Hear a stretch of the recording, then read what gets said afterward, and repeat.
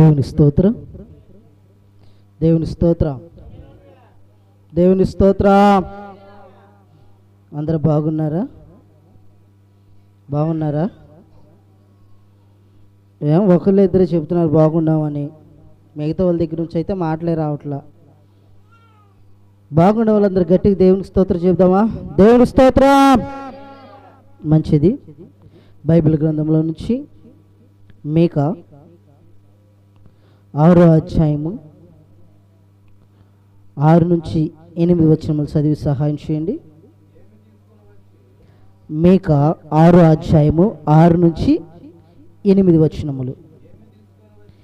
ఏమి తీసుకొని వచ్చి నేను యెహోవాను దర్శింతును, ఏమి తీసుకొని వచ్చి మహోన్నతుడైన దేవుని సన్నిధిని నమస్కారము చేతును, దహన బలులను, ఏడాది దూడలను అర్పించి దర్శించిన. చాలండి, చిన్న ప్రార్థన చేసుకుందాము. మమ్మల్ని మిక్కిలిగా ప్రేమించిన మా ప్రియ పరలోకపు తండ్రి, నీ శ్రేష్టమైన నామమునకు వందనములు, స్తుతులు స్తుతులు స్తుతులు స్తోత్రములు ప్రభువా. నా దేవా, నా ప్రభువా, గడిచిన శనివారం నుంచి ప్రభువా ఈ శనివారం వరకు ప్రభువా మమ్మల్ని ప్రభువా నీ ఉచితమైన కృప చేతను, జాలి చేతను, ప్రేమ చేతను ప్రభువా ప్రేమించి ప్రభు ఎటు రీతిగా నేటి దినం మాకు ఇచ్చిన విధానాన్ని బట్టి మీకు వందనములు, స్తుతులు స్తోత్రములు ప్రభువా. ఎందరో నేటి దినము చూడలేక కన్నుమూస్తున్నారయ్యా. మీరైతే ప్రభు మమ్మల్ని సజీవ లెక్కలో ఉంచిన విధానాన్ని బట్టి మీకు వందనములు, స్తుతులు స్తోత్రములు ప్రభా. నా ప్రభా, నాది ఇప్పటివరకు పాటలు మీరు తోడుగా ఉండి మహిమ పొందుకున్నారు ప్రభా. అలాగే వాక్య పరిచయ వెళ్ళబోషుడు ప్రభా, నీ దీనదర్శన నేను అల్పడను, అభాగ్యుడను, ఎందుకు పనికిరాని వాడిని, వట్టివాడిని, మట్టివాడిని, నీ పాదధూళిని ప్రభా. నన్ను మరుగుపరుచుని మీరే మాట్లాడండి అయ్యా. ఆనాడు ఏసుకెళ్ళి నేర్పరచుకుని నరపుత్రుడా చక్కగా నిలబడి మాట్లాడేది నేనన్నవయ్యా. అట్ట ఇదిగా ప్రభా నీ బలిపిడించేత నేను నిలబడి ఉన్నాను ప్రభా. నన్ను మరుగుపరుచుని మీరే మాట్లాడండి. నీ జీవం కలిగిన మాటలు, నీ సత్యం కలిగిన మాటలు ప్రభా. నాకును మాకును మైకు అని ఎంత ధర ఉంటుంది ప్రతి ఒక్కరి హృదయంలో ప్రభా. ఆత్మ సంఘంతో చెప్పుచున్న మాట చెవిగలవాడు వినుగాక అన్నా ప్రభా. అటు రీతిగా వినగలించేవాళ్ళను, గ్రహించాల హృదయమును నాకును మాకును మీరు దైశ్యమని, ఈ సమయంతట్లో మీరే తోడుగా ఉండమని త్వరగా రానుడ నజరేతుని యేసుక్రీస్తు నామములో అడిగి ప్రార్థించి వేడుకొనుచున్నాం తండ్రి, ఆమేన్. దేవునికి స్తోత్రం. చదవబడిన వాక్య భాగము మీకా 6వ అధ్యాయము 6వ వచనం నుంచి మరి ఒక్కసారి చదవండి అమ్మా. ఏమి తీసుకొని వచ్చి నేను యెహోవాను దర్శింతును, ఏమి తీసుకొని వచ్చి మహోన్నతుడైన దేవుని సన్నిధిని నమస్కారం చేతును, దహన బలులను, ఏడాది దూడలను అర్పించి దర్శింతునా. అమ్మా జాగ్రత్తగా నా వాక్యాన్ని, వేల కొలది పొటేళ్లను, వేలాది నదులంతా విస్తారమైన తైలమును ఆయనకు సంతోషము కలుగజేయునా. నా అతిక్రమములకై జ్యేష్ఠపుత్రుని నేనిత్తునా, నా పాప పరిహారమునకై నా గర్భఫలమును. చాలండి. ఇక్కడికి మేక మనకి ఎన్ని క్వశ్చన్లు వేసాడు? అక్కడ 5 ప్రశ్నలు వేసాడండి. 6 ప్రశ్నలు వేసాడు. మేక ప్రవక్త మనకి 6 ప్రశ్నలు వేసాడు. అక్కడ జాగ్రత్తగా బైబిల్ గ్రంథం పరిశీలన చేస్తే మనకు అక్కడ 6 ప్రశ్నలు కనబడుతున్నాయి. ఏమండి, అర్థమవుతుందా? అర్థం అవట్లేదా? అర్థమవుతుంది కదా. ఎన్ని ప్రశ్నలు కనబడుతున్నాయి మనకు అక్కడ? మీకు ప్రశ్న గుర్తుకు తెలుసా అండి? ప్రశ్న గుర్తు ఇలా ఉండిద్ది, పావులా ఉండిద్ది ఇలాగా. తెలుసా అండి ప్రశ్న గుర్తు? తెలీదా? ఇక్కడ మేక ప్రవక్త మనకు 6 ప్రశ్నలు మన ముందు పెట్టాడు. ఏమని పెట్టాడు? ఏ విషయంలో పెట్టాడంటే దేవుణ్ణి మనము దర్శించడానికి వెళ్ళడానికి దేవుని దగ్గరికి ఎలా వెళ్ళాలి, దేవునికి మనం ఏమి ఇవ్వాలి, ఏంటి పరిస్థితి అనేసి ఆయన అక్కడ 6 ప్రశ్నలు మనకి ఎదుట పెట్టిన వాడిగా ఉన్నాడు. మొట్టమొదటి ప్రశ్న ఏంటయ్యా అంటే, ఏమి తీసుకొని వచ్చి యెహోవాను దర్శింతును. ఏమన్నాడమ్మా? ఏమి తీసుకొని వచ్చి యెహోవాను దర్శింతును. 1. రెండోది వచ్చి ఏమి తీసుకొని వచ్చి మహోన్నతుడైన దేవుని సన్నిధి నమస్కారము చేతును. 2, మూడోది దహన బలులను ఏడాది దూడలను అర్పించి దర్శించున. 3, వేల కొలది పొటేళ్లను వేలాది నదుల విస్తార తైలమును ఆయనకు సంతోషము కలుగుజేయన. 4, నా అతిక్రమమునకై నా జ్యేష్ఠపుత్రుని నేనిత్తున. 5, నా పాప పరిహారమునకై నా గర్భఫలము నేనిత్తునా. హల్లెలూయా. చూడండి ప్రియాతి ప్రియమైన దేని బిడ్డలారా, మనం దేవుని సన్నిధికి వచ్చి దేవునికి ఏమి ఇవ్వాలి ఏమి ఇవ్వాలని చూస్తూ ఉంటాం, అవునా కదా? దేవునికి ఏమి ఇస్తే దేవుడు సంతోషిస్తాడు? దేవుడికి మనం ఏమిస్తే దేవుడు మన ఎడల ప్రేమ చూపిస్తాడు? ఆలోచన చేసుకోవాలి ప్రియాతి ప్రియమైన దేని బిడ్డలారా. మనం పాడుతూ ఉంటాం కదా, ఏమంటాము? వేలాది నదులంతా విస్తార తైలం నీకిచ్చిన సాలునా. వేలాది నదులంతా విస్తార తైలం నీకిచ్చిన సాలునా. శ్రేష్ఠ ఫలమైన నా జ్యేష్ఠ పుత్రుని నీకిచ్చిన చాలునా. గర్భఫలమైన నా జ్యేష్ఠ పుత్రుని నీకిచ్చిన చాలునా. ఏమి ముల్లకు నేనే చెల్లెంతును, నీవు చేసిన ఉపకారములకు నేనేమి చెల్లెంతును. హల్లెలూయా. ఏమంటున్నాడు భక్తుడు? నీవు చేసిన ఉపకారాలకు నేను ఏమిచ్చి నీ రుణం తీర్చుకుంటానయ్యా అనేసి ఈ ప్రవక్త అయిన మేక అడుగుతున్నాడు దేవుణ్ణి. అయ్యా, నిన్ను దర్శించుకోవాలంటే, నిన్ను సంతోషపెట్టాలంటే నేనేమి ఇవ్వాలి నీకు? నేనేమి ఇవ్వాలి నీకు? ఏమి తెచ్చి నేను దర్శించునయ్యా యెహోవా? ఏమి తెచ్చి మహోన్నతుని దేవుని సన్నిధి నేను నమస్కారం చేస్తాను? ఏమి తీసుకొని వచ్చి? అలాగే దహన బలులైనా ఏడాది దోళ్ళైనా ఆయనకి ఇచ్చి ఆయన సంతోషపెట్టగలనా? వేలాది పొట్టేళ్లను వేలాది నదులంత విస్తార తైలము ఆయనకి ఇచ్చి సంతోషపెట్టగలనా? నా అతిక్రమముకై నా జ్యేష్ఠ కుమారుణ్ణి నీకు ఇచ్చి నేను సంతోషపెట్టగలనా? నా పాప పరిహారముకై నా గర్భఫలమును నేనిత్తునా అని అడుగుతున్నాడు ప్రియాతి ప్రియమైన దేని బిడ్డలారా. మనం కూడా అదే పాట పాడతాం పద్దాకలు, ఎప్పుడు చూసినా సరే ప్రతి ఒక్కరి నోట్లో ఈ మాట వచ్చింది, అవునా కదా? నువ్వు చేసిన ఉపకారాలకు నేనేమిస్తానా ఏమిస్తానా అన్న. దేవుడు ఏమడుగుతున్నాడో తెలుసా? ఏమండి, దేవుడు ఏమడుగుతున్నాడో తెలుసా? అడిగింది మనం ఇవ్వగలమా దేవుడికి? ఏమండి, దేవుడికి ఇవ్వగలం మనం అడిగింది? దేవుడు అడిగింది ఇవ్వగలమా ఇవ్వలేమంటారా? ఏమండి, మనము ఇవ్వగలిగిందే దేవుడు అడుగుతున్నాడు, కానీ మనం ఇవ్వలేము. దేవుడు మనం ఇవ్వగలిగిందే అడుగుతున్నాడు కానీ మనం ఇవ్వలేము. ఆ కింద చదువుకుంటే దేవుడు ఏమడిగాడో మనకు తెలుస్తుంది. చదవండి అమ్మ కింద. మనుషుడా ఏమంటున్నాడు? మనుషుడా, ఏది ఉత్తమమో అది నీకు తెలియబడి ఉన్నది. న్యాయముగా నడుచుకున్నటయు, కనికరమును ప్రేమించుటయు, దీన మనసు కలిగి దేవుని ఎదుట ప్రవర్తించుటయు. ఇంతే కదా యెహోవా నిన్ను అడుగుచున్నాడు. ఏమన్నాడమ్మా? ఏమన్నాడు? ఓ మనుషుడా, ఏది ఉత్తమమో అది నీకు తెలియజేయబడి ఉన్నది. ఓ నరుడా, ఓ మానవుడు, ఏది ఉత్తమో అది నీకు తెలుసు. అది నీకు తెలుసుకొని నువ్వేమంటావు? వేలాది నదులంత విస్తారతైలం ఇస్తానంటావు, నా జ్యేష్ఠ పుత్రుడిని ఇస్తానంటావు, పొట్టేళ్ళని ఇస్తానంటావు, ఏడాది దోళ్ళని ఇస్తానంటావు, విస్తారతైలంతో అభిషేకం చేస్తానంటావు. ఏది ఉత్తమమో నీకు తెలుసు, ఏది సరి అయిందో కూడా తెలుసు, దేవునికి ఏది ఇవ్వాలో తెలుసు, దేవుని వల్ల మనం ఎలా నడుచుకోవాలో మనకు తెలుసు. కానీ అయ్యో మనము ఏమంటున్నాడు?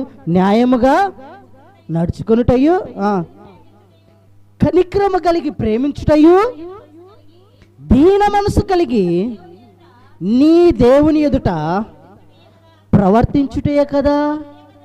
ఇంతేగా అడిగింది దేవుడు. ఏమంటే ఇంతే ఇంకేమన్నా అడిగాడా? అవును అంతేని అడిగింది. కానీ మనం ఏం చేయలేం, న్యాయంగా ప్రవర్తించలేము, న్యాయంగా నడవలేము. కనికరం మనలో ఉండట్లా, ఎదుటి వాడిని ప్రేమించలేకపోతున్నాము, దీన మనసు మనలో ఉండట్లా. మన శరీరం అంతా ఏమైపోయింది? అహంకారంతో నిండిపోయి ఉంది. అహంకారంతో నిండిపోయి అందవుతుతో మునిగిపోయింది. దీన మనసు అనేదే లేదు. మన తోబుట్టువే కానీ, మన బంధువు కానీ మన కళ్ళ ముందు ఏడుస్తుంటే కనికరం అనేదే ఉండట్లా. ఉంటుందండి? ఉండట్లా. మన హృదయం అట్టిది కఠినమైపోయింది. ఇవన్నీ కలిగి ఉండమంటున్నాడు. ఎవరి ఎడలైనా న్యాయంగా నువ్వు ప్రవర్తించమంటున్నాడు. కానీ మనం ప్రతి దాంట్లోని అన్యాయమే, ప్రతి దాంట్లోని అన్యాయం, ప్రతి దాంట్లో అవినీతి. కూలికి వెళ్ళినప్పుడు అక్కడ అన్యాయమే, అవునా కదా? లేదా ఇంకో పనికి వెళ్ళినప్పుడు అక్కడ అన్యాయమే, అవునా కాదండి? ఎవరిదన్నా ఈ పొరిగింటి వారి వస్తువు మనం తీసుకొచ్చుకున్నప్పుడు ఆ వస్తువు వాళ్ళదని తెలుసుకొని వచ్చినప్పుడు మన దగ్గరికి, ఇది నీ వస్తువు కాదు, ఇటువంటి వస్తువు నీ ఒక్కడి దగ్గరే ఉండేది, మా దగ్గర ఉండదా అనేసి అన్యాయంగా మాట్లాడతామా లేదా? అవునా కదా? అది ఆయన పాపం ఎంత ఖర్చు పెట్టి కొనుక్కున్నాడు, ఎన్ని సంవత్సరాలు దాన్ని దాచిపెట్ట దాన్ని ఇష్టం వచ్చి కొనుక్కున్నాడు. ఏమండి? అటువంటి అతను వచ్చి నీ దగ్గరికి వచ్చి నీ ముందు అడిగితే అతని మీద కొంచెమైనా కనికరం వస్తుందా? కొద్దిగానే కనికరం వస్తుందా? అతను ప్రేమించగలుగుతున్నావా? ప్రేమించలేని తిరుగుబాటు చేసే దాని కానీ తిరుగుబాటు చేసేవాడు గాను ఉంటున్నావు. ఇంకా దీన మనసు కూడా ఉండట్లే నీకు, ఆయన మీద జాలి అనేది ఉండట్లే. దీన మనసు అంటే జాలేనండి. ఎంతగా బాధపడుతున్నాడే అని కొంచెం కూడా మనలో జాలి అనేది ఉండట్లే. ఈ నాలుగే కదా మనల్ని కలుగొనమంటున్నాడు దేవుడు. న్యాయంగా ప్రవర్తించమంటున్నాడు, కనికరం కలిగి ప్రేమించమంటున్నాడు, దీన మనసు కలిగి దేవుని ఎదుట ప్రవర్తించమంటున్నాడు. దేవుని ఎదుట దీన మనసు కలిగి ఉండాలంటే దీన మనసు కలిగి ఉంటున్నాం. కానీ ఆ దీన మనసు ఎలా చేస్తున్నాం అంటే వ్యాసధారంతో ఉంటుంది మన దీన మనసు. దేవుని సన్నిధిలో సేపు 4 కన్నీళ్ళు కారుతున్నాయి. దేవుని సన్నిధి నుంచి బయటికి వెళ్ళిన తర్వాత కన్నీళ్ళు అనేవే ఉండవు. నిజమండి, నిజంగా నేను చూస్తున్న వాడికి చాలామంది మనలో మనమే ఆలోచన చేసుకుంటే దేవుని సన్నిధికి వచ్చి ప్రార్థన చేయమన్నాం అనుకో, కన్నీళ్ళు బడబడా కారిపోతే ప్రార్థన చేసేటప్పుడు తర్వాత ఉంటాయా? ఆ దీన మనసు దేవుని సన్నిధిలోకి వచ్చినప్పుడే కాదు, నీ ఇంట్లో నీ కుటుంబం కోసం ప్రార్థన చేసుకునేటప్పుడు కాదు దీన మనసు ఉండాలి. కానీ కుటుంబం కోసం నువ్వు ఎప్పుడు ప్రార్థన చేస్తున్నావు? ఇంట్లో ఆ టీవీ ముందు కూర్చొని ఆ టీవీలో సీరియల్ చూడటమే సరిపోతుంది. మనకు ప్రార్థన చేసుకునే సమయం ఉంటుందా? అది ఎప్పుడు మొదలవుతుంది? సాయంత్రం 6 గంటలు మొదలై రేత్రి 12-1 గంట దాకా సీరియల్ వస్తానే ఉంటున్నాయి, వాటిని చూస్తానే ఉంటున్నాం. ఇంకా ప్రార్థన చేసుకునే సమయం ఆడుండిద్దని మనకి. ఒకళ్ళు ఏం చేస్తారు తెలుసా? అట్ట టీవీ ఆన్ చేసి చూస్తానే నిద్రపోయేవారుగా ఉంటారు. ఇంకా ప్రార్థన చేసుకునే సమయం ఉండిద్దా మనకి? దేవుని ఎదురు దేన మనసు కలిగి ఉండమా మనము? ఇయే కదా దేవుడు అడుగుతుంది. కానీ నీకు వేలాది నదులంత విస్తారతలు ఇస్తామంటావు, నా కుమారుని నీకు అర్పిస్తానంటావు. ఇంకా చూసుకుంటే నేను వచ్చి బాప్టిజం పొందుకుంటాను, బాప్టిజం పొందుకో. మనసు అనేది ఆ పాట చూస్తే కనుక కింద అది కూడా ఉండిద్ది. ఈ గొప్ప రక్షణ నువ్వు నాకు ఇచ్చినందుకు నేనేమి చెల్లింతును. ఆయన గొప్ప రక్షణ మనకి ఇచ్చాడు దేవుడు. ఎటువంటి రక్షణ అంటే మన ఉపాధి బందికానాల్లో నశించిపోయి నాశనం అయిపోవాల్సిన వారం, నశించే వారం మనము. అటువంటి స్థితిలో నశించకుండా ఆయన తన రక్తాన్ని కార్చి ఏం చేశాడు? నీ కోసం నా కోసం మనందరి కోసం ప్రాణం పెడితే మనం ఏం చేస్తున్నాం? దేవుని సన్నిధికి దహన బలి అర్పితే సాలే, పాప పరిహార బలి అర్పితే సాలే. ఆనాడు ఇశ్రాయేల్ ప్రజలు అదే చేశారండి. అర్థమవుతుందా? ఆనాడు ఇశ్రాయేల్ ప్రజలు అదే చేశారు. ధర్మశాస్త్రంలో మోషేతో అన్నాడు, ఏమన్నాడంటే, మోషే ఇదిగో ఈ నా ప్రజలు పాపం చేస్తున్నారు, ఈ నా ప్రజలు రోజు రోజు పాపం చేస్తున్నారు కాబట్టి ఆ పాపం నేను తాళలేకపోతున్నారు కాబట్టి వాళ్ళ పాప పరిహార బలి కోసమే నేను కొన్ని బలులు చెప్తాను, వాటిని అర్పించు చాలు అన్నాడు. ఎందుకు? ఆ బలి అర్పించిన మాంసం దేవుడు తిని పడుకోటాక. ఏమండి? ఆ బలి అర్పించిన ఆ రక్తాన్ని, ఆ గిలగిల కొట్టుకున్న ఆ బలి పశువుని నిన్ను చూసి, ఆ రక్తాన్ని చూసి, ఆ గిలగిల కొట్టుకున్న బలి పశువుని చూసి నిన్ను చూసి క్షమించను పో అనేసి వదిలేస్తుంటే ఈనాడు నీవు నేను మనం ఇలా దర్జాగా తిరిగేవారిగా ఉంటున్నాం. ప్రియతి ప్రియమైన దేని బిడ్డలారా, దేవుడు ఆయన ప్రేమ కనికరం చూపించి ఆయన కలవరిశిలో రక్తం కార్చి నీ కోసం నా కోసం ప్రాణం పెట్టి మిమ్మల్ని క్షమించిన పోండి అని మనకి రక్షణ అనేది కలుగు చేస్తే ఆ రక్షణ మనం ఏం చేస్తున్నాం? పక్కన దోవను పెట్టేసి ఆ రక్షణ మనం అందుకునే వారిగా ఉండకుండా ఈ వారం కాకపోతే వచ్చే వారం వెళ్ళొచ్చులే, ఇప్పుడే వెళ్ళాల్సిన అవసరం ఉంది. అయ్యగారు ఇప్పుడే ఇంట్లో ప్రార్థన చేసుకున్నాను అయ్యగారు, రేపు వస్తాలే. ఏమండి, అట్టా ఉంటుంది మన పరిస్థితి, అవునా కాదా? అటు రీతిగా ఉండి ఏమిచ్చి నీ రుణం తీర్చుని, ఏమిచ్చి నీ రుణం తీర్చు, ఏమిచ్చి రుణం తీరుస్తావు? ఆయన అడిగింది నువ్వు చేయలేట్లా. న్యాయంగా ప్రార్థించమన్నాడు, కనికరం కలిగి ఉండమంటున్నాడు, దీన మనసు కలిగి ఉంటున్నాడు, ప్రేమించమంటున్నాడు. ఈ 4 కూడా మనం చేయట్లే. ఇదే కదా దేవుడు అడుగుతుంది. ఇంకేమన్నా అడిగాడా? ఏమండి, యెహోవా నిన్ను అడుగుచున్నాడు. 1 సమూయేలు 12:22-23 చూడండి, అక్కడ ఏమన్నాడు చూద్దాం. మొదటి సమూయేలు 12 అధ్యాయము 22-23 వచనాలు చదవండి అమ్మా. ఏమంటున్నాడు చూద్దాం. 1 సమూయేలు 232 పేజీ. మొదటి సమూయేలు మొదటి గ్రంథము 12వ అధ్యాయము 22, 23, 24 వచనాలు. యెహోవా మిమ్మును తనకు జనముగా చేసుకొనుటకు ఇష్టము కలిగి ఉన్నాడు. తన ఘననామము నిమిత్తము తన జనులను ఆయన విడనాడడు. నా మట్టుకు నేను మీ నిమిత్తము ప్రార్థన చేయుట మానుట వలన యెహోవాకు విరోధముగా పాపం చేసిన వాడు నగుదును, అది నాకు దూరమగునుగాక. కానీ శ్రేష్టమైన చక్కని మార్గము నీకు బోధింతును. తర్వాత కూడా ఆయన మీ కొరకు ఎన్ని గొప్ప కార్యం చేశాడో అది మీరు తలుచుకొని మీరు యెహోవా యందు భయభక్తులు కలిగి నిష్కపటులై పూర్ణ హృదయంతో ఆయన సేవించుట అవశ్యము. హల్లెలూయా. ఏం చేయమంటున్నాడు? ఏం చేయమంటున్నాడమ్మా? ఏం చేయమంటున్నాడు? పూర్ణ హృదయం, పూర్ణ మనసుతో దేవుణ్ణి ప్రార్థించాలంట, నిష్కపటమై ఉండాలంట. ఎలా ఉండాలంటే నిష్కపటమై మనం ఉండాలంట. మనలో అంతా కపటమే ఉంటుంది, నిష్కపటం ఆడుండిద్ది? ఆవిడ ఉండిద్దా? మనలో ఉంటుంది. అదే దేవుడు అదే కాడు, నిష్కపటం కలిగి ఉండండి, పూర్ణ మనసుతో నా ఎద్దుకు రండి అంటున్నాడు. దేవుడు మనల్ని ఎంతగానో ప్రేమిస్తున్నాడు. సమూయేలు ప్రవక్త చెప్తున్నాడు ఇక్కడ. సమూయేలు ప్రవక్త అంటున్నాడు ఏమన్నా తెలుసా? యెహోవా మిమ్మును, ఎవరినమ్మా? నన్నేనా? నన్ను ఒక్కటి నేను అంటుంది. మిమ్మును అంటే ఎవరిని? ఈ మందిరంలో ఉన్నవారినేనా? లేదు ఈ పెనుముల గ్రామంలో ఉన్నవారినేనా? యావత్ ప్రపంచం మొత్తానికి తెలియపరుస్తున్నాడు. ఏమని? మిమ్మును,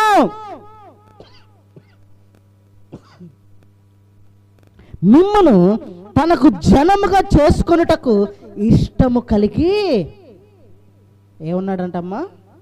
ఏమున్నాడు? ఏమున్నాడమ్మా? మిమ్మును తన జనముగా చేసుకోవడానికి ఇష్టము కలిగి ఉన్నాడంట. ఎవరు? ఎవరమ్మా? ఎవరయ్యా? తండ్రి అయిన దేవతి దేవుడు మనల్ని ఆయన ప్రజలుగా, ఆయన జనముగా, ఆయన సొంత ప్రజలుగా చేసుకోవడానికి ఆయన ఇష్టం కలిగి ఉన్నాడు. నా ప్రియ సహోదరుడు, నా సహోదరి, ప్రతి ఒక్కరి మీద ఆయన ఇష్టం కలిగే ఉన్నాడు. ఇష్టం కలిగి ఉన్నాడు అనేసి సమూయేలు ప్రవక్త అంటున్నాడు.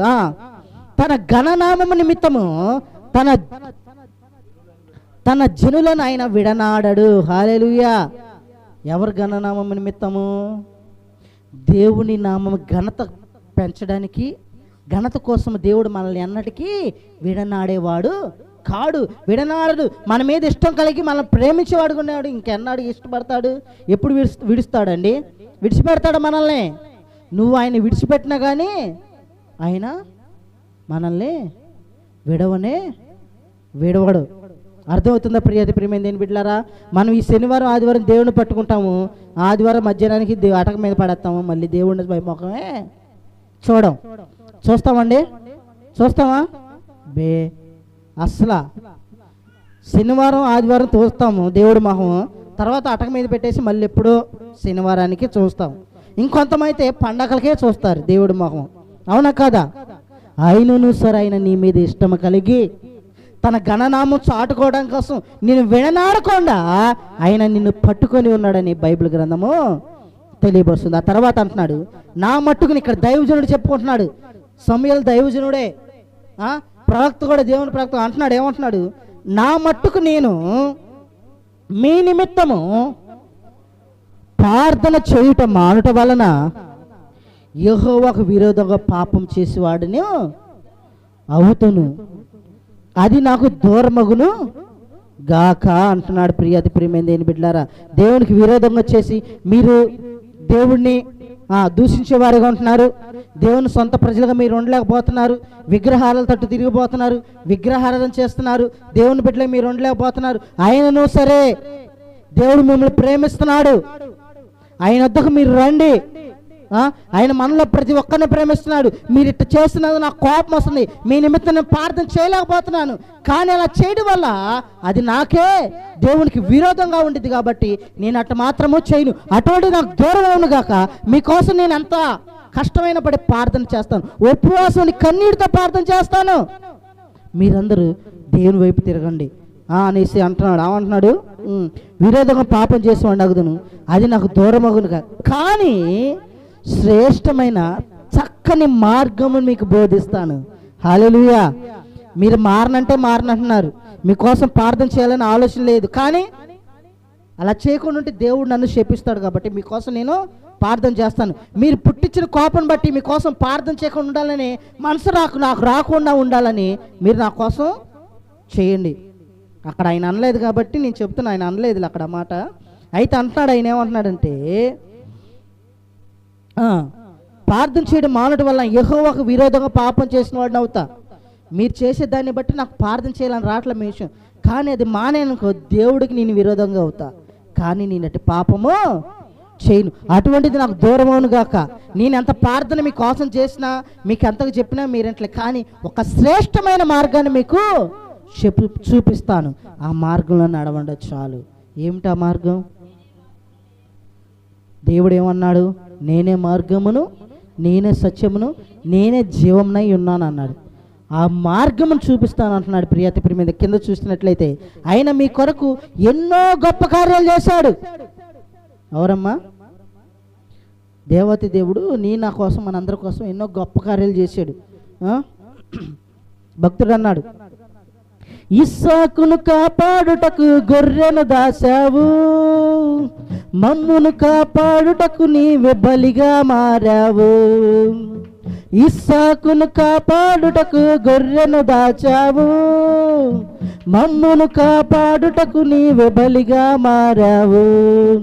నీ సాటి ఎవ్వరు లేరయ్యా, ఈ జగమందు నీలాంటి దేవుడు లేడయ్యా.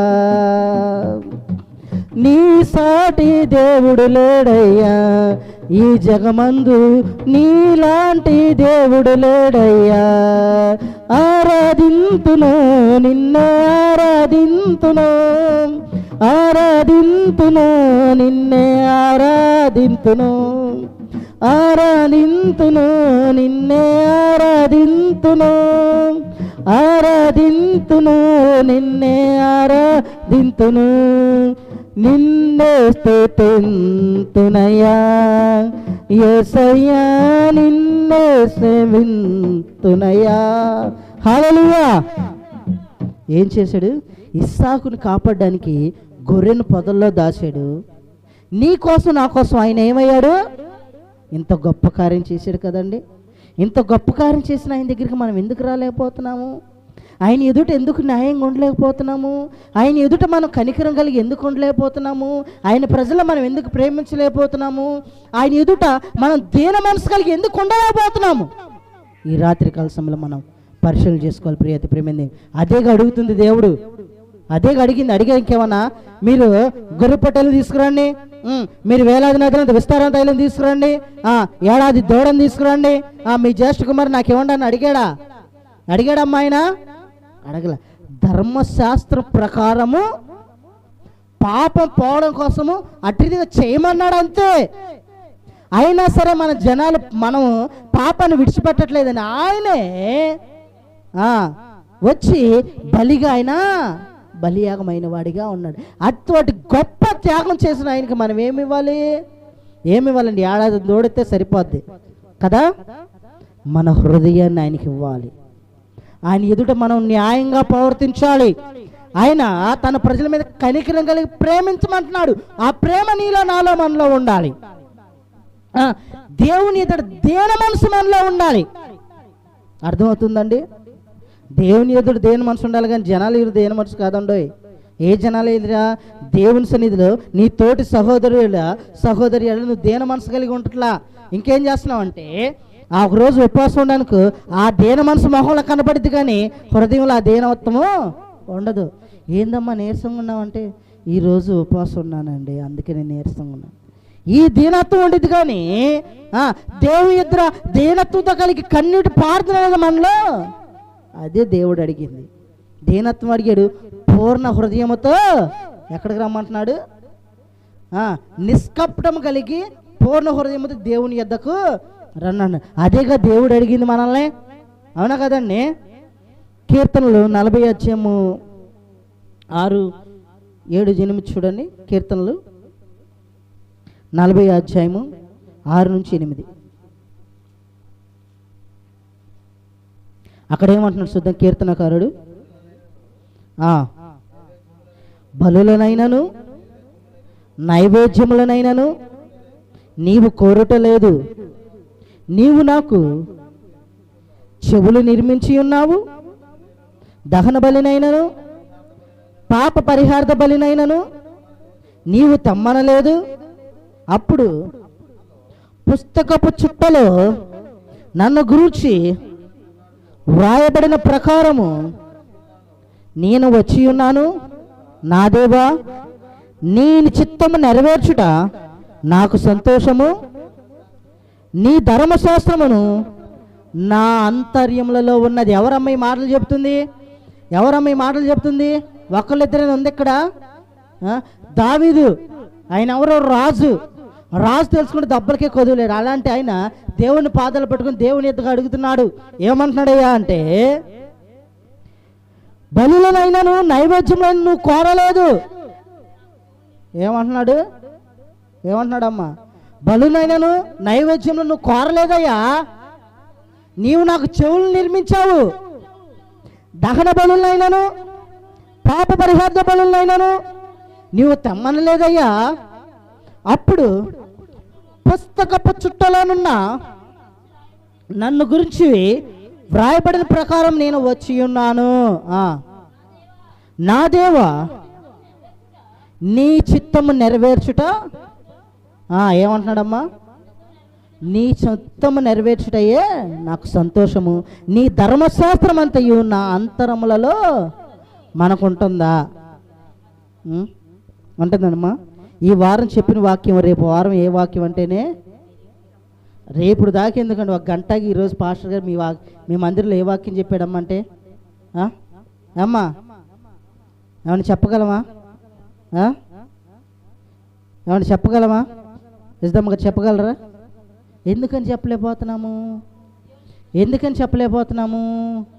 దేవుని చిత్తాన్ని మనం నెరవేర్చట్లేదు కాబట్టి, దేవుని చిత్త ప్రకారం మనం నడవట్లేదు కాబట్టి, దేవుడు ప్రకారం మనం నడవట్లేదు కాబట్టి, ఆయన చిత్త ప్రకారం నడిస్తే ఆయన ఒక వాక్యము మన అందరి హృదయాల్లో ఏమైందంటమ్మా? నాటబడిద్ది. మన హృదయం ఆయన వాక్యం నాటబడి ఇంటికి వెళ్ళగానే భర్తకో భార్యకో ఈనాడు మా దైవజనులు చక్కటి వాక్యం చెప్పడు, ఈ వాక్యం చెప్పడు అని తక్కువ చెప్పగలవు. కానీ అలా చెప్పగలుగుతున్నావా? ఏం చెప్పాడయ్యా పాస్టర్ గారమ్మా అని అడిగితే, ఏదో చెప్పాడయ్యా, బాగా చెప్పాడు. అయ్యొచ్చాడనుకో, అయ్యా ఏం చెప్పాడయ్యా పాస్టర్ గారు అనుకో, బాగా చెప్పాడమ్మా, అసలు బాగా చెప్పాడు. ఏం చెప్పాడు? బాగా చెప్పాడు అంటవే, కానీ ఏం చెప్పాడు అనేది చెప్పలేవు. ప్రియమైన దేవుని బిడ్డలారా, అట్రీతిగా నీవు నేను మనం ఉంటే ఇంకా దేవునికి ఏం అర్పించగలం మనము? అట్రీతిగా ఉండి నువ్వు చేసిన ఉపకారాలకి నేను వేలాది నదులంత విస్తార తైలం ఇస్తాను, నా జ్యేష్ఠ కుమారుడిని ఇస్తాను, 7 ఏడాది పొట్టేళ్ళని ఇస్తాను, 7 ఏడాది దోడిని ఇస్తానంటే ఆయన కావాలంటాడా? ఆయన అడగలేదు అంటున్నాడు ఇక్కడ. ఆయన అడగలేదు. నిజంగా దావీదు అంటున్నాడు, నువ్వు దహన బలులను అడగలేదయ్యా.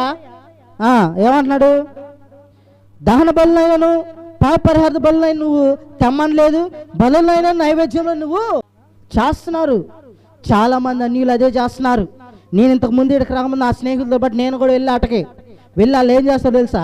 ఆ విగ్రహం చుట్టూ ఆ గొర్రెని దాని చుట్టూ తిప్పి ఒక చెవు కట్టి రక్తం దాన్ని చింపి దీన్ని కోసుకొని శుభ్రంగా తినేస్తారు. అంతే, ఇంకా దేవుడికి నైవేద్యం అయిపోయింది. అది అడిగాడు దేవుడు. అవి అడగట్లా, నీ హృదయాన్ని ఇమ్మని అడుగుతున్నాడు. నీ హృదయాన్ని ఇమ్మని, నా కుమారుడు నీ హృదయం నాకిమ్ము, నీ హృదయంలో నా ఉపదేశమును ఉండనిమ్ము. అదేగా అడుగుతుంది. నీ హృదయంలో నా ఉపదేశాన్ని ఉంచి ఏం చేయమంటున్నాడు? న్యాయంగా ప్రవర్తించమంటున్నాడు, కనికరం కలిగి ఉండమంటున్నాడు, ప్రేమించడం నేర్చుకోమంటున్నాడు, దీన మనసు కలిగి ఉండమంటున్నాడు.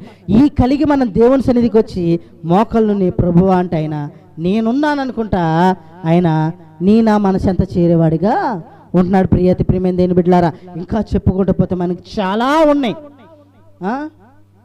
మనకి చాలా ఉన్నాయి. కానీ మనం ఏం చేస్తున్నాము? ఇంతవరకు చాలే అనుకునే వారిగా మనము ఉంటున్నాం. ప్రియతి ప్రియమైన దేని బిడ్డలారా, చూడండి చివరికి ఒక మాట చూసుకొని వాక్యం ముగిద్దాం. సామెతలు 21:3 ఏమంటున్నాడు చూసి ముగిచ్చేద్దాం.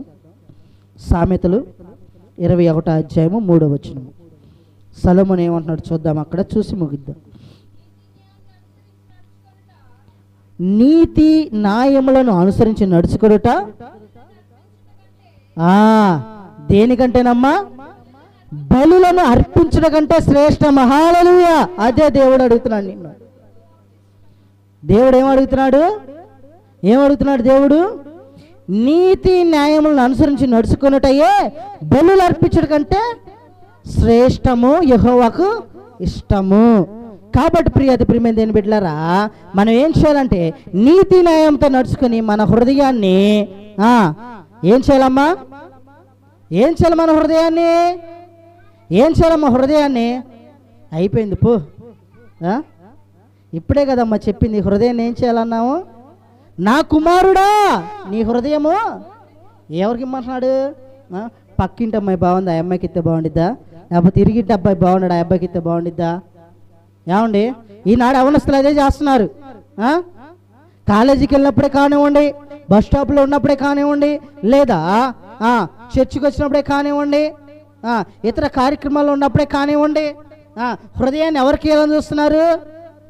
హృదయాన్ని ఎవరికి ఇవ్వాలని చూస్తున్నారమ్మా? వేరెవరికో ఇవ్వాలని చూస్తున్నారు. కానీ నీ కోసం, నా కోసం, మన కోసం ప్రాణం పెట్టిన దేవుడికి ఇవ్వాలని ఆయన చూడనే చోట్ల ఏమన్నాడు?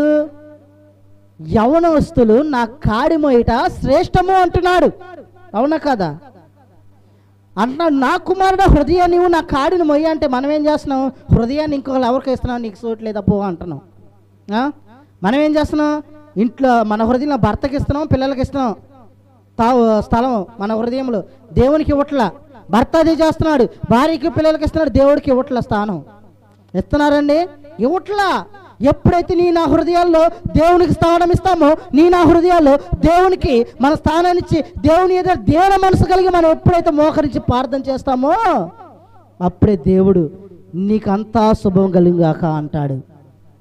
ఏమంటాడమ్మా? నీకంతా శుభం కలుగును గాక. నీకెన్ని శ్రమలు వచ్చినా, ఎన్ని కష్టాలు వచ్చినా, ఎన్ని ఇరుకులు వచ్చినా, ఎన్ని ఇబ్బందులు వచ్చినా, ఎన్ని సమస్యలు వచ్చినా, తాళుకోలేని కష్టాలు నీ మీదకి వచ్చి పడినా సరే దేవుడు నీకు ఇంత కూడా హాని అనేది కలగనీయకుండా నిన్ను కాపాడేవాడిగా ఉంటాడు. హల్లెలూయా. ఎప్పుడు కాపాడతాడమ్మా? వేలాది నదుల విస్తారతలం ఇచ్చినప్పుడా, లేక హృదయాన్ని ఇచ్చినప్పుడా? న్యాయంగా ప్రవర్తించినప్పుడా, బలులు అర్పించినప్పుడా, కనికరం కలిగి ప్రేమించినప్పుడా, దహన బలి చేసినప్పుడా, ఎప్పుడు దీన మనసు కలిగినప్పుడా, హోమార్పణలు చేసినప్పుడా? ఎప్పుడు దేవుడు నీతో ఉంటాడు, ఎప్పుడు దేవుడు నీ హృదయం ఉంటాడు, ఎప్పుడు నీ ఇంట్లోకి వస్తాడు. నీ ఇంట్లో నలుగురు ఉంటే ఐదో వాడికి ఎప్పుడు ఉంటాడు దేవుడు? ఎప్పుడు ఉంటాడమ్మా? న్యాయంగా ప్రవర్తించినప్పుడు, కనికరం కలిగి ప్రేమించినప్పుడు, దీన మనసు కలిగి ఉన్నప్పుడు, నిష్కపటమై ఉన్నప్పుడు, పూర్ణ హృదయంతో దేవుని సన్నిధికి వచ్చినప్పుడు, ఆయన మీ ఇంట్లో నలుగురుంటే ఐదో వాడుగా ఆయన మీ ఇంట్లో, నా ఇంట్లో ఉండి మనకి ఏ శ్రమ వచ్చినా, ఏ బాధ వచ్చినా, ఏ ఇరుకు వచ్చినా, ఏ ఇబ్బంది వచ్చినా, ఏ సమస్య వచ్చినా సరే నీకు చీసమంతా కూడా బాధ లేకుండా ఆయన కాపాడేవాడిగా అంటున్నాడు. అందుకే జ్ఞాని అయిన సొలొమోను అంటున్నాడు. ఏమంటున్నాడు జ్ఞాని అయిన సొలొమోను? నీతి న్యాయం అనుసరించి నడుచుకున్నట బలులు అర్పించుట కంటే యెహోవాకు ఇష్టం, అంటే శ్రేష్టమైనది. కాబట్టి అంతేగాని ఏడాది దూడను వేలాది పొట్టేలను విస్తార తైలం ఇస్తానని, నా కుమారుడిస్తానని మనము అనుకునేవారిగా ఉండకూడదని బైబిల్ గ్రంథము తెలియపరిచిన ప్రియాతి ప్రియమైన బిడ్డలారా, ఈ రాత్రికాల సమయంలోనైనా సరే మన హృదయంలో ఎవరెవరికి స్థలం ఇచ్చారో వాళ్ళందరూ పక్కన దోసేసి దేవునికి స్థలం ఇద్దామా? అమ్మా, దేవునికి స్థలం ఇద్దామా? ఈ రాత్రికాల సమయంలో ఇక్కడ ప్రతి ఒక్కరము దేవునికి స్థలం ఇచ్చేవారుగా ఉందుము గాక. హల్లెలూయా. ఈ క్లుప్త సందేశం దేవుడు దీవించి మన వినికిడిలో ఉంచును గాక. ప్రార్థన చేసుకుందాము.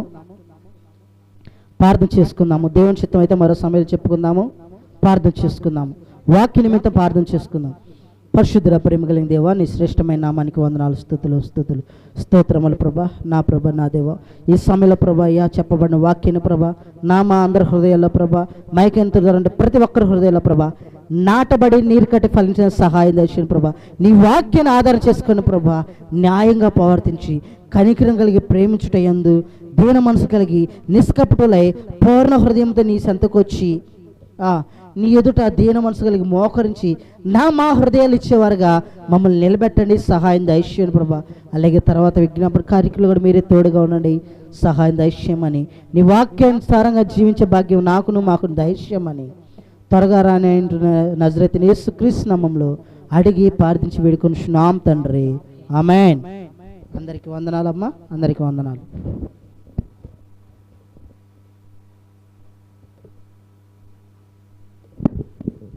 దేవునికి స్తోత్రం. హల్లెలూయా, హల్లెలూయా. ఏంటి అప్పుడే వెళ్ళిరాయి అంటున్నారా? హల్లెలూయా అంటే ఏంటి? హల్లెలూయా అంటే దేవునికి స్తోత్రం అని చెప్పాలి. నేను దేవుని స్తోత్రం అనగానే మీరేం చెప్పాలా? వెళ్ళిరయ్యా అని చెప్పాలి. దేవునికి స్తోత్రం. హల్లెలూయా. మరి ఈ యొక్క రాత్రికాల సమయంలో దేవుని యొక్క మాటలు, మంచి మాటలు మనం విన్నాం. ఏం విన్నాం చెప్పాలా? అమ్మా, ఏం విన్నాం? ఏం తిన్నాం? తినలేదా? దేవుని ఎదుట ఏం చేయాలంట? నీతి న్యాయముగా నడుచుకోవాలి. ఎందుకంటే దేవుడు ఎలాంటి వాడు? ఆయన న్యాయము కలిగిన వాడు, నీతిమంతుడు, ఏమండి, ఆయన యథార్థమంతుడు. ఆయన నిన్ను నన్ను కనికరమును చూపించే దేవుడు. కనుక ఆయన ఎదుట మనం ఎలా ఉండాలి? ఒక ఉన్న స్థాయిలో ఒక వ్యక్తి దగ్గరికి మనం వెళ్ళినప్పుడు మనం ఎలా ఉంటాం చెప్పండి? ఎలా ఉంటామమ్మా? ఒక వ్యక్తి దగ్గరికి మనం వెళ్ళాలి. ఆ వ్యక్తి ఉన్న స్థాయిలో ఉన్నాడు. మనకి ఏదైనా ఒక అవసరం వచ్చిందనుకోండి, ఏదైనా ఒక వస్తువా లేదా ఒక న్యాయం తీర్చాలని ఆ వ్యక్తి దగ్గరికి వెళ్ళినప్పుడు మనం ఎలా ఉంటాం?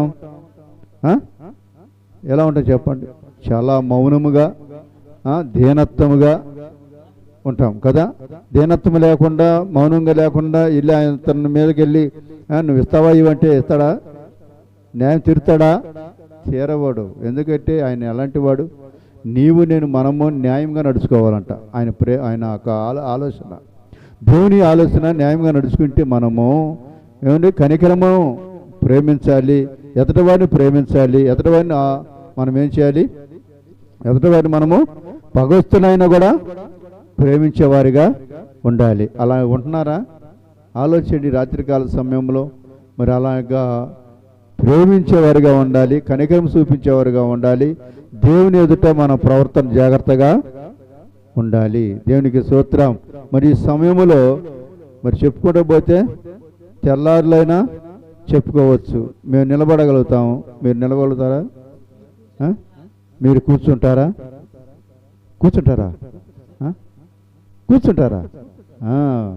సరే, మేము కూర్చొని చెబుతాం, మీరు నుంచొని వింటారా? దేనికి స్తోత్రం. అలా చేయలేరు. ఎందుకంటే దేవుడి చిత్తమైతే మరొకసారి చెప్పుకుందాం. ఈ సమయంలో మరి విజ్ఞాపన చేద్దాం. ఎందుకంటే ఈ విజ్ఞాపన ప్రార్థన బలమైనది. ఆ విజ్ఞాపన అందరి కొరకు మనం ప్రార్థన చేద్దాం.